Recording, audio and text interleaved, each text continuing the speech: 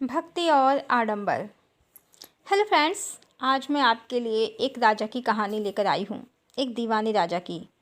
पर वो अपनी रानी का दीवाना नहीं था, सत्ता का भी दीवाना नहीं था, अपने नाम और रूप का भी दीवाना नहीं था।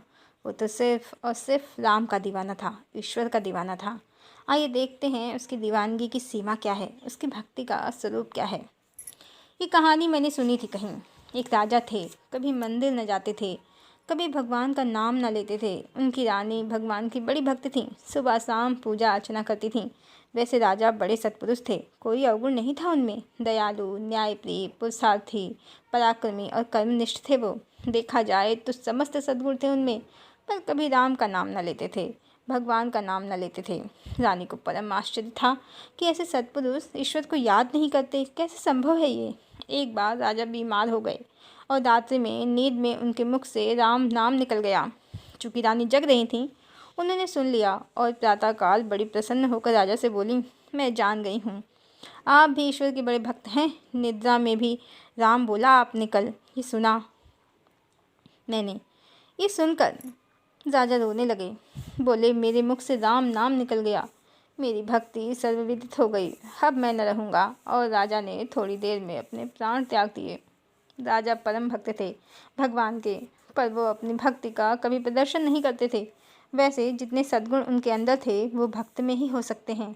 वो अपनी भक्ति बिल्कुल वैसे ही छुपाते थे जैसे लोभी अपना धन, प्रेमी अपनी प्रियतमा को।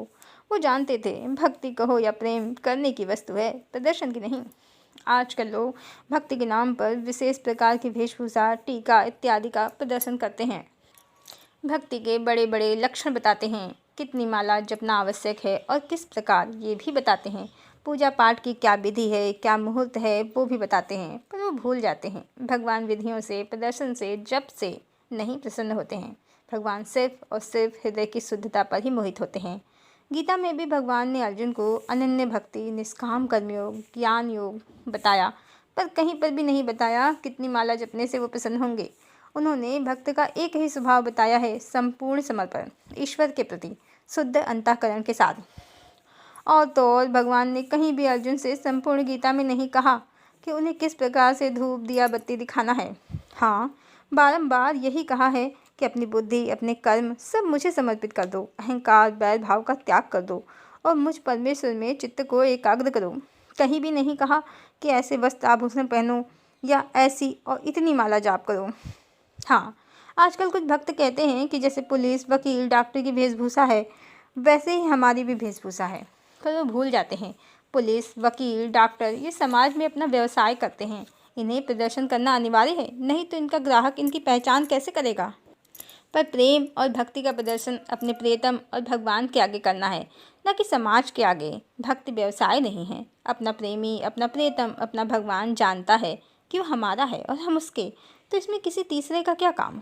सच्चे प्रेमी अपना प्रेम समाज में प्रदर्शित नहीं करते, उसकी गरिमा की रक्षा करते हैं। उसी तरह सच्चे भक्त चिल्ला चिल्ला कर अपनी भक्ति का प्रदर्शन नहीं करते हैं, अपने भगवान और अपनी भक्ति दोनों की गरिमा की रक्षा करते हैं। और हाँ, कहानी के राजा की तरह उनमें सद्गुण ही सद्गुण होते हैं और समाज के दुख को वो सदा हरते रहते हैं, पर किसी प्रशंसा या प्रदर्शन के लिए नहीं।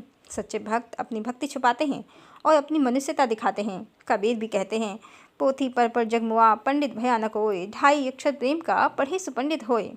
यहाँ प्रेम स्त्री पुरुष वाला नहीं है जो हमें मनुष्य बनाता है, जो सबसे प्रेम सिखाता है, वो प्रेम है।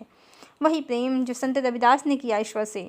कभी माला नहीं जपी, कभी टीका नहीं लगाया, पर गंगा उनकी कठौती में अवतरित हो गई, क्योंकि मन चंगा तो कठौती में गंगा।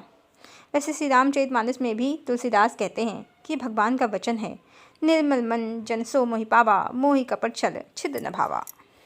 और कबीरदास तो ये भी कहते हैं कि माला फेरत जुग भया, फिरा न मन का फेर, कर का मन का डाल दे, मन का मन का फेर। अर्थात युग बीत गया माला जपते, मन से पर माया नहीं गई। हाथों में रखी मोती की माला की जगह मन के मोतियों में ईश्वर को जपो। अर्थात मन का, अंतर मन का बड़ा महत्व है। गीत भी है पुराना, तेरा मन दर्पण कहलाए, भले बुरे सब कर्मों को देखे और दिखाए। ऐसा नहीं है कि मंदिर नहीं जाना चाहिए, पूजा अर्चना नहीं करनी चाहिए, सब करना चाहिए, बस भाव से, अपने ईश्वर की प्रसन्नता के लिए, न कि समाज में प्रशंसा प्राप्त करने के लिए। जब हम समाज में अपनी भक्ति का प्रदर्शन करने लगते हैं तो भाव लुप्त हो जाते हैं और भक्ति भक्ति न होकर आडंबर हो जाती है। श्रीमद् भगवद गीता में भगवान ने स्वयं कहा है, पत्रम पुष्पम फलम तोयम यो मे भक्त्या प्रेक्षति तदहम भक्ति उपहृतम अस्नामी प्रतात्मता। अर्थात जब शुद्ध बुद्धि निष्काम भक्त प्रेमी भक्त मुझे प्रेम पूर्वक पत्र पुष्प फल जल इत्यादि अर्पित करता है, मैं उसे प्रीतिपूर्वक ग्रहण करता हूँ। देखा आपने, भगवान भी कह रहे हैं शुद्ध बुद्धि निष्काम प्रेमी भक्त, अर्थात हृदय की बुद्धि की शुद्धता का ही महत्व है। हम ईश्वर को अर्पित ही क्या कर सकते हैं, हम तो सिर्फ उनके बनाए जीव मात्र हैं। ये अन्न, ये जल, ये पत्र, ये पुष्प, ये धन वैभव, यहाँ तक कि हमारा शरीर, हमारा हृदय, हृदय की धड़कन सब उसका ही दिया हुआ है। फिर भला हमारी क्या सामर्थ्य है कि हम ईश्वर को कुछ प्रदान कर पाएँ। बस हम चाहें तो अपनी भावनाएं, अपना प्रेम उन्हें दे सकते हैं, और वो भी बिना हरि कृपा के संभव नहीं। कहते हैं ना कि हरि की इच्छा के बिना एक तिल भी नहीं हिलता। जब ध्रुव ने तपस्या की हरि की गोद में बैठने के लिए, तो हरि ने उन्हें दर्शन दिए। हरि का अलौकिक रूप देखकर बालक ध्रुव विस्मित हो गए। इतना सौंदर्य जगत में अपने पिता के वैभवशाली महल में भी नहीं देखा था उन्होंने।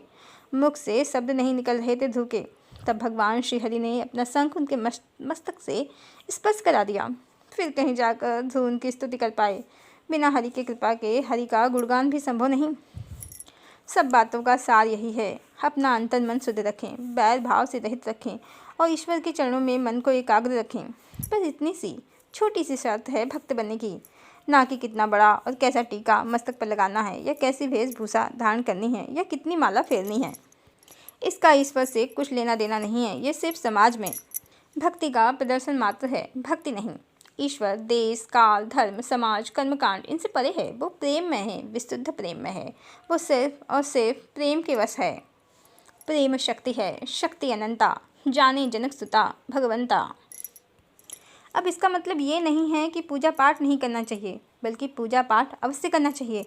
हम तो कहते हैं कि यज्ञोपवीत कराना चाहिए, प्रातः और संध्या वंदन भी करना चाहिए, अग्निहोत्र नियमित करना चाहिए, अपने घर के वातावरण को शुद्ध और संस्कारित रखना चाहिए। ये वैदिक जीवन पद्धति है, इसका पालन करना चाहिए।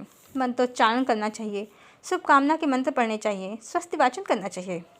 इससे हमारी आध्यात्मिक उन्नति होगी, आत्मोन्नति होगी, हमारा व्यक्तित्व सुदृढ़ होगा।